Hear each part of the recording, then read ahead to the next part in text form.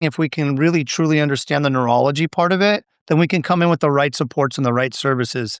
And that's really the game changer for everyone. Seeing and viewing communication from an autistic child as being the wrong way or being a deficit. You're listening to Parenting with Impact, the podcast for parents like you, raising complex kids to become capable, independent adults, even in this complicated world. Each episode brings expert insights and real-life strategies to help you parent with confidence, calm, and clarity. Here are your hosts, Elaine and Diane. Welcome back, everybody, to another conversation in the Parenting with Impact podcast. My guest today is Chris Wenger, and yes, folks, I found him on social media. But I'm always scanning social media for people who are educated, interesting professionals who know what they're talking about and are bringing real data and science to the conversation. And so, Chris, welcome. I'm thrilled to have you here. Chris is the speech dude, everyone, to those of you who know him on social. And when I saw you and I saw some of your videos, I really, really was excited to bring you to the conversation because I feel like you take concepts of neurodiversity and you make them really accessible for people to understand and use them and apply them in their lives. And to me, that's like what it's all about. I think we translate medical to parents, right? I think that's the most important thing, especially like social media is coming in with information, making it fun and relevant, making it easy to understand, and giving some strategies and ways that we can really help so our kids can thrive. And that's really where I try to drive home that concept, make it so it's digestible, but make it also to where it's fun, entertaining. I add a little bit of humor in there, and what can we do? And I think that's the key. Yeah, I'm glad you found me. This is going to be such a great conversation. I'm thrilled. So Chris, tell us a little bit about. So I know you go by the speech dude, but tell us a little bit about how do you support what we call them complex kids. So kids with, who struggle with life, learning, behavior, social, emotional, whatever, we call them complex. So how do you support families of complex kids, and how did you come to be doing this? Yeah, I'll actually start there. I started with having my parents be involved in education. So my mom was more on the administrative side of things. My dad was a PE teacher. He did some adaptive PE line of work where he would have kids with disabilities in his class. He worked in an all high school district, and we were a big baseball family growing up. So he was also the varsity coach. So my junior year, I was the assistant coach to him. This was in Ontario, California, at a school called Chaffee High School. So I mentioned that because he had one of his students who was autistic and Down syndrome to help support the team. And I just really got along with this kid. And my dad said, you know what, this is something that you should maybe consider pursuing in the future, getting into teaching, but more specifically working with the kids with disabilities. He said, the person who helps those that need the most support will be the ones that win the race always. And so I just took that theme and ran with it. So post high school, that's exactly what I did. I went and pursued a career in special education, got my first master's degree as a teacher. So that's my foundation. That was back in 25 years ago now. So times have changed because I started off with PDF printed files that were IEPs. There was no sending an email to the family to say, hey, we need your signature, or scheduling through digital stuff. It was hard paper. At least it wasn't the mimeograph machines. Remember the ones where they would churn and with a Oh my gosh. Right? Right, exactly. But what was good about that was the hard copy printed version with no technology meant that we were having conversations with families. That meant that when the family said, I think that this is working for my child, but I don't know about this particular area in the IEP. Can we maybe modify that? And you would see like these blue marks. I tried never to use a red pen. That was always my motto. Because as a teacher, I didn't want kids to receive their assignments back with just all red ink. I was like, I don't like that. Nobody likes that. So I switched to Yeah. that pen. And the IEP had handwritten marks and notes. And that was cool because that showed that we were having trust and connection and collaboration. And that's what it's really all about. So I started um, writing IEPs, handwritten IEPs, and the whole thing as a teacher. That led me to the next part of my career, which was in 2003, the speech therapist, which it's very rare, it still is to find a male speech therapist. And Yeah. so this back in 2003, we had a male SLP, and he was calling my class saying, "Hey, Chris, can I borrow a couple students for speech time?" And I was like, "Steve, man, I want to do what you do because you're like calling the students out and having fun, and they love that when the phone rings, they're like, 'Oh, it's speech time.' And would you mind if I shadow you for a day?" He's like, "I think this is something you'd love too because we build conversations, we build connections and friendships, we make it organic." And I was like, "That's exactly what I want to do in life." So I went Cool. back to school, got a second master's in communicative disorders, and the rest is history. That's where I got the speech dude from. I'm from California, so dude's always been in my lexicon. And speech was who I was. That's what I did for work. That's what I did outside of work too, because I played in some bands. So speaking in public became a thing too. Maybe that's how it all came full circle to social media. I was comfortable in front of a camera and speaking, but also my line of work for the past 25 years has been working with kids with disabilities. So here I am, speech dude. That's my Here life you in a nutshell. are. And so who do you work with most now as a speech pathologist? Teens, so autistic teens, and it's the journey has changed so much. So for the listeners out there, those that have children that might be older, have probably seen the change. 20 years ago, 30 years ago, my caseload would have like maybe 2 kids, with the primary eligibility of autism. Well, it's kind of taboo. You just didn't really talk about it. Parents, there was so much stigma back in the day, and Well, for a moment of education, in 2013, the regulations changed. So prior to 2013, a provider had to decide, is it ADHD or is it autism, for example? They could only have one.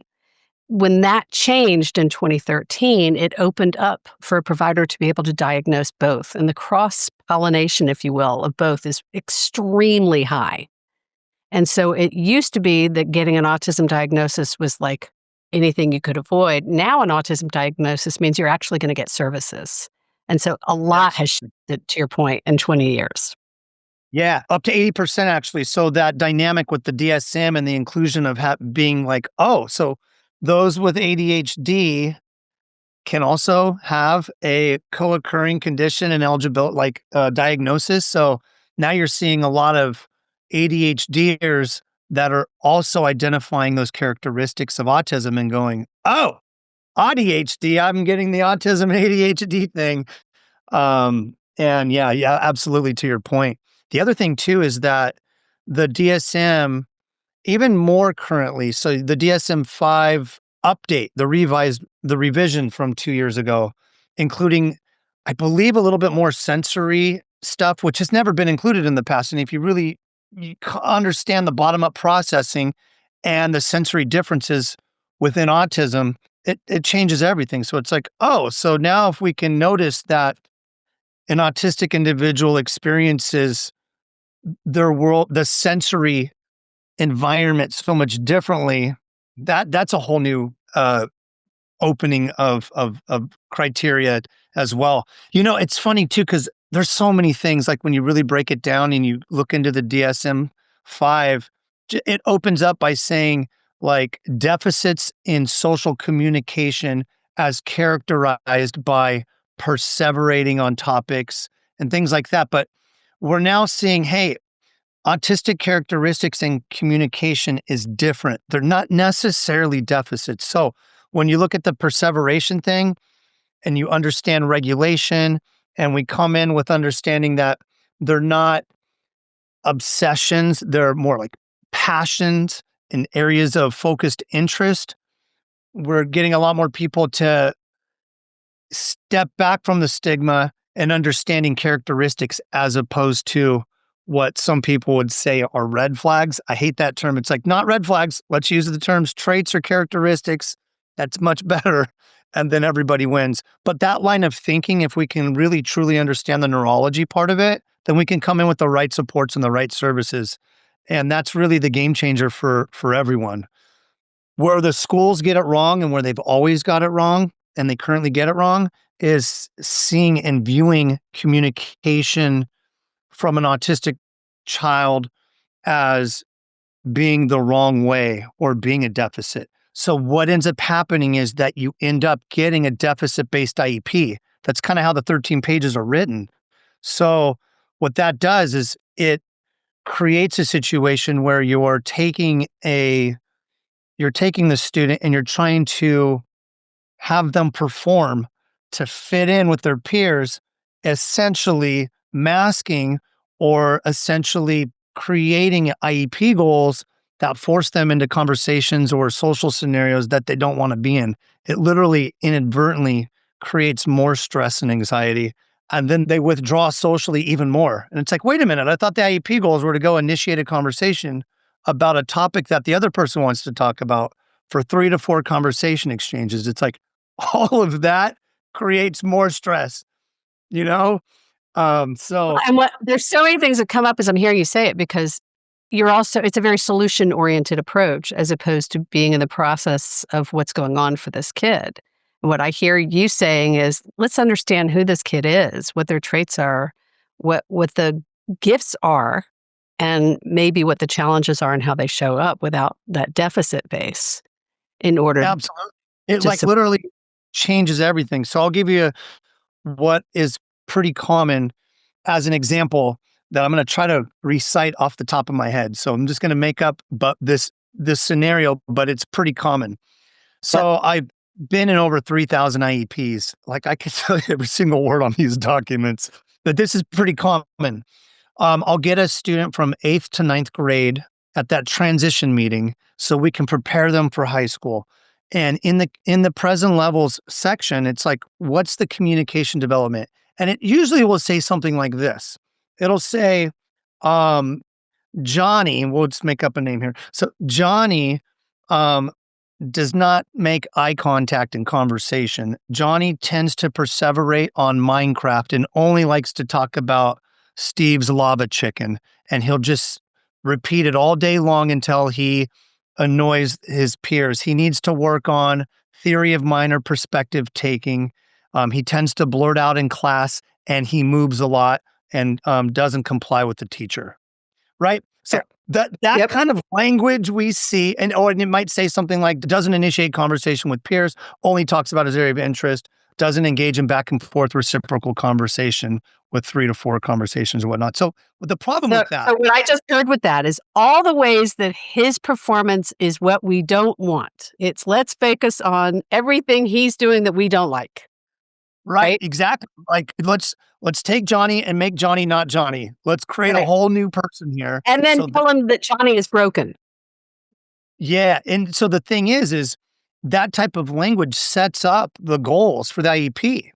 And what ends up happening is we end up not seeing changes, because I hear from the families, we've been working on initiating conversation. We've been working on back and forth conversation. We've been working on Johnny trying to get a friend and trying to do well in class, but he still doesn't have any friends. He's still lonely on the weekends. He doesn't have anybody to call after school. He doesn't have anybody to play video games with.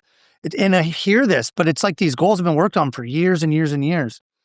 And so the goals are set up and the IEP to say, Johnny needs to make eye contact with the teacher when the teacher's talking.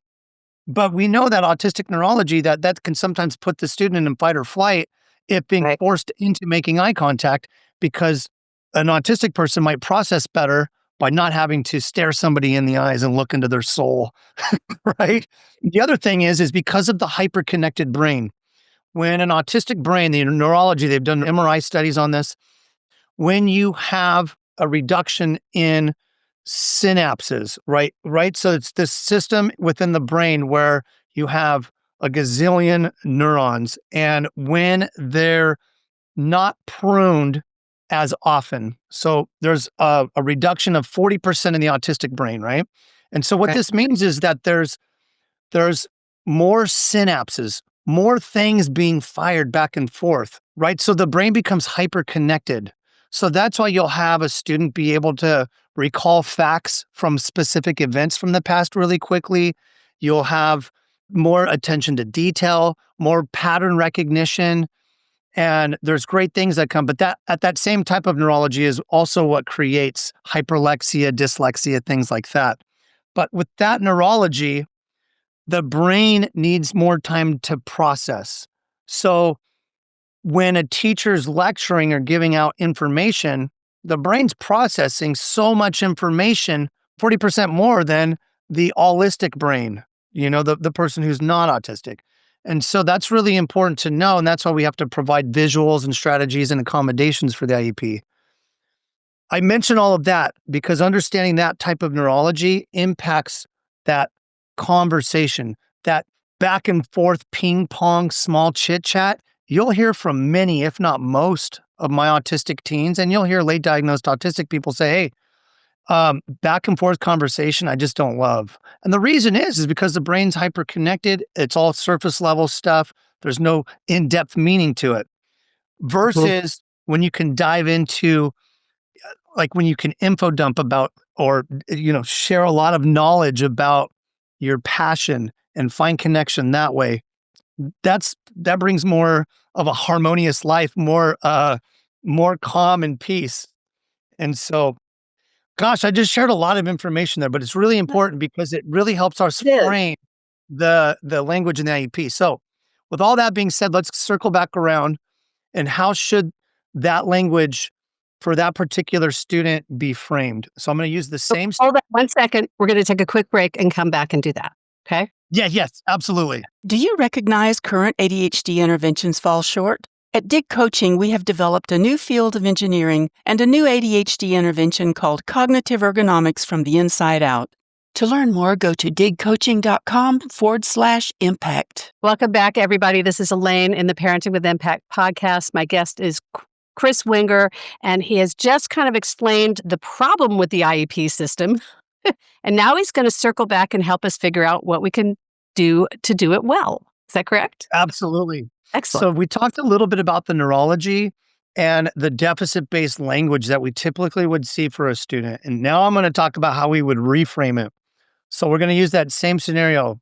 Johnny is a student who prefers to process information without being required to make eye contact. Johnny enjoys and has a passion for Minecraft, and currently likes that song, Steve's Lava Chicken, and that helps him stay calm and regulated and connected with his peers. When Johnny's grouped with peers who share similar interest, this helps build conversations naturally and organically. In class, Johnny is working on requesting some sensory breaks or some movement breaks because he has a lot of energy, and that will help him stay focused and calm and regulated.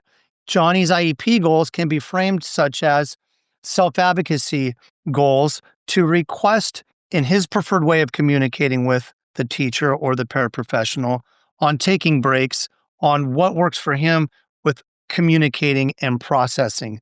Johnny's also working on perspective building and understanding why certain people say and do the things they do to help him navigate the social context of the school.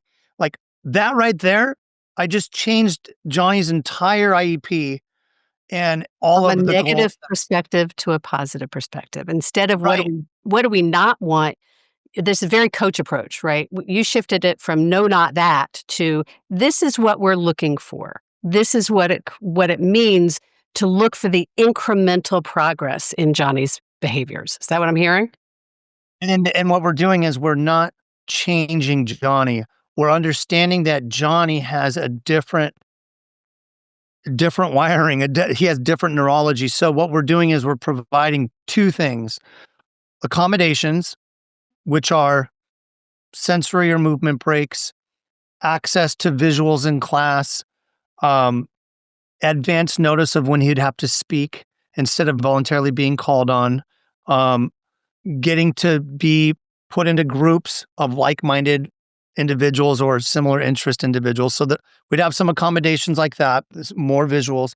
And then we'd also have IEP goals that work for Johnny, that work with who he is, which are developing the skills of understanding his neurology, understanding that he has accommodations and he can advocate for those. So Johnny would have a goal that might say, we'll explore a variety of options to meet his needs by requesting accommodations in class. Johnny will self-advocate for a use of noise canceling headphones and getting the notes printed out to help him with processing. So that's what the IEP goals would look like, really would be not creating a performance-based goal that creates masking, but advocacy that understands that because of his difference, the class and the school setting might be challenging, but we're working with Johnny, so he loves So school. Johnny can figure out how he can be the student he wants to be. Yeah. Yeah. And you know what? All of this stuff is supporting mental health, because what ends up happening is that Johnny is learning who he is about identity, about awareness, about confidence, about self-esteem, and about advocacy. All of those kind of line up with each other. And so outside of the school walls, he's building the skills to seek out support and some help. And that could be in a variety of settings. It could be going to the dentist's office and maybe using the dentist app or Yelp and reaching out and saying, hey, can I use my noise canceling headphones during the when I During get the my appointment. during my appointment, or whatever it might be. You know what I mean? So it sends a Yeah. rippling effect between all environments, and that's really how we can help our kids. So there's so many questions that are coming up for me, Chris. One is, I'm making an assumption, but I want to ask you to speak to it. You're speaking specifically about an IEP for kids on the spectrum. And I'm guessing that this is applicable to kids with ADHD, with autism, with other complicating factors or mental health issues. So what you're suggesting for all neurodiverse kids or just for kids on the spectrum?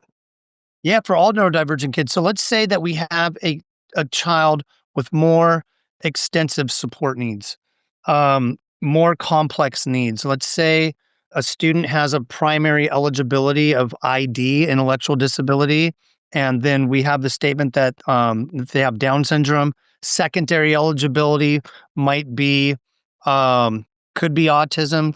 They could have learning disability.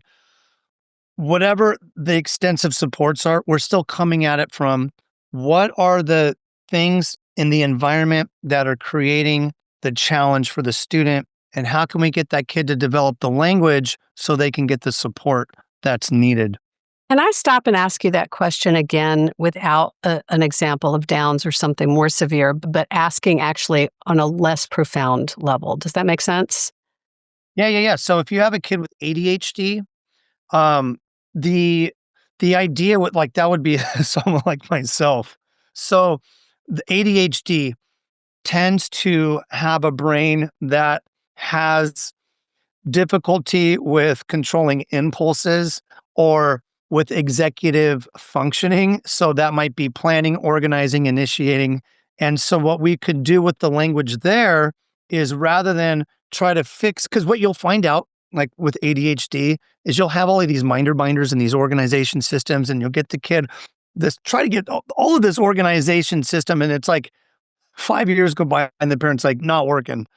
And so what we would do is we would come in working with understanding the neurology and saying, okay, what are some things that we can do to build into the student's IEP and into their life to where they're seeking and getting some help, and using the language for understanding who they are. So I'll give you an example. In class, if I struggled with turning things in on time or with organizing, that would be something that I can work on advocating for myself. So I could work on crafting an email or writing it down and having a one pager for my teacher that says, I'm Chris. I love guitar. I'm passionate about listening to Blink 182 and surfing.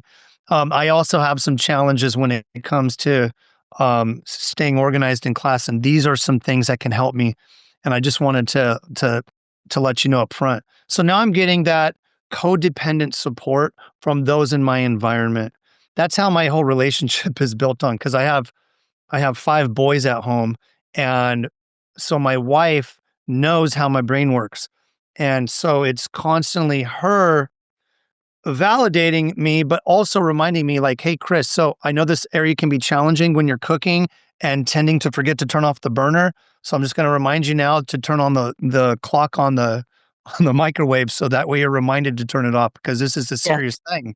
Yeah. Yeah, this can happen with me giving the kids baths and just like life, really, really important stuff. But so I understand my brain and how it works. And because of that, I have to create systems and ways to have people in my system work with me so that way things can run smoothly. And that's how it is with our kids in school too. It is, and what really strikes me about what you're saying is that, part of what happens with a lot of these kids is that we start by giving them a system, and we don't take the time to get their buy-in, their engagement, them to say, "I wanna advocate for my education," right? And then they get in trouble for not talking to their teacher, but that wasn't part of their it wasn't their idea, it wasn't their agenda. So, something you're saying here that I want to remind our listeners is that the systems and the structures are essential once you know what it is you're trying to achieve. But if you haven't decided to try to achieve it, the system may or may not be the right system for you, right? Absolutely. Yeah. And to that point, I think that's such a huge and important piece is the co-creation. So you could even have that in the IEP goals. I'll have that in some of my IEP goals. Student will develop a plan or work on, understanding X, Y, and Z by co-creating a plan with the therapist or the teacher. Because now it's like that Dr. Ross Greene's collaborative approach where you're sitting down and you're working with coming up with things that will work for them. Yes. Honestly, it's I'm going to try to stay on topic here, but I'm diving off a little bit. But even when we have students that, get sent out of class for doing something that didn't work out, like they get in trouble, I get sent to the dean. I still come in with that approach, like, okay, I know this happened. Well, let's sit down. Let's work on some solutions or some strategies or a plan that works for you. What are your thoughts? And then they give input. And then that works so much better because they have autonomy, they have control of the situation, and then they're more driven to do the thing. And then we revisit that on a weekly basis. I'm like, okay, how's your plan working out? So I wish we could talk forever because there's so many more things I want to ask. And I really appreciate that what we've really been talking about is how do we set our kids up for success with accommodations and support at school? And really what you're saying is we involve them in the process. We co-create it with them. What we teach as well as similar to Ross Greene is a collaborative problem solving model. So it's about bringing them into it. This is their education. Let's help them advocate for themselves. So really appreciate that. Yeah, Um, no, absolutely. That's huge. before we wrap the conversation, I just want to let everybody know if you are loving what you're hearing, and I'm sure that you are, you can find Chris at Speech Dude wherever you find social media or websites or Facebook, YouTube, Instagram, TikTok. Website, speechdude.com. You go to @speechdude and you will find a wealth of entertainment that is also information that is also applicable to yourself and your life and your kids. So I strongly encourage you to find out more, like him on whatever social media you happen to prefer, and learn in a really engaging, entertaining way how to meet your kids where they are and set an environment that sets them up for success from a positive lens instead of a deficit based. That's really what I'm hearing. And the other thing I want to say, Chris, that I love about what you're saying is that we hear parents say all the time, but I have to use the deficit model because I have to get the accommodations. And what you're saying is you can still say, yes, there's a disability here, but let's frame it in language that's positive and affirming so that we can help our kids take ownership of themselves instead of feeling bad about themselves. Absolutely. Yeah. Yeah, you could still get the support, the services, the IEP, by talking about what are the challenges. You don't have to come in from a deficit-based lens, but you can come in by saying, "This is what is making it challenging. So what are the accommodations, modifications, goals, and services to make these challenges a little less challenging?" So that way the students can go to school with a smile on their face. Beautiful. Love it. All right. So we do need to wrap the conversation. Is there anything that we haven't talked about that you want to make sure you share with our community? Or is there something we have to talked about that you kind of want to double click on? Gosh, circling back around, just one other thing, because this question comes at me a lot, which is like through emails of how do I work with you, or do you do consults? I don't, because it would be too hard. So I created a directory. It's global. If you're looking for a neuro-affirming therapist, whether it's an occupational therapist or it's a speech therapist that knows this line of work, it's called neuro-affirm.com. And you can type in your zip code. If you're looking for a specific support, there's a search bar there too. So like, let's say they just learned about BDA. Yeah, they could just go to neuro-affirm.com. Yeah. I love that. Thank you. I am excited to share that. Yeah. All right. Before we wrap this conversation, you got a favorite quote or motto that's come up for you today since we've been in this conversation? Oh, God. We just made this thing happen naturally. I would say that this discussion for all neurodivergent kids, connection and regulation must happen before any learning takes place. And that will solve that. I shouldn't say solve everything, but if you can come from that understanding, this whole discussion we have really comes to fruition. To those of you listening, you know now why I invited Chris to join me, because our model is all about a relationship first model for collaborative problem solving. And so connection and regulation must happen before any learning takes place is foundational. And I totally love it and appreciate it. Absolutely. Thank you so much for having me on. Thank you for being here. Thank you for the work you're doing, for the positivity you bring to the space. It's just a delight, and I really appreciate it. And I'm going to say not just the positivity. You are doing a beautiful job of blending positivity with really, really essential information. And, we talk a lot about information is not enough. It's what you do with the information that really matters. And I love what you're doing is you're helping people reframe the information in a way that's really applicable and usable. So thank you. That's the way to do it. I kind of see the world as a waterbed. So if I can be the one jumping on the waterbed and then the rippling effect hits everybody in a healthy, positive way, that's how we make change. Love it. Beautiful. Thank you, Chris, for being here. I really appreciate it. Yeah. To those of you listening, take a moment and ask yourself, Chris and I just had this very detailed conversation about IEPs and how to reframe the language in them and what's going on when brains need more time to process and the reduction of synapses, like all this stuff. What are you taking away from this? What's your insight or your aha from this conversation? What's the one kind of gem or the glimmer that you're bringing forward with you into your week this week? And how do you want to bring it forward into your week? What's one way that you might apply what you've taken from today to the life you're bringing to your family and your kids? And as always, everybody, thanks for what you're doing for yourself and for your kids. At the end of the day, your role, your engagement, it makes an enormous difference. Take care, everybody. See you on the next one.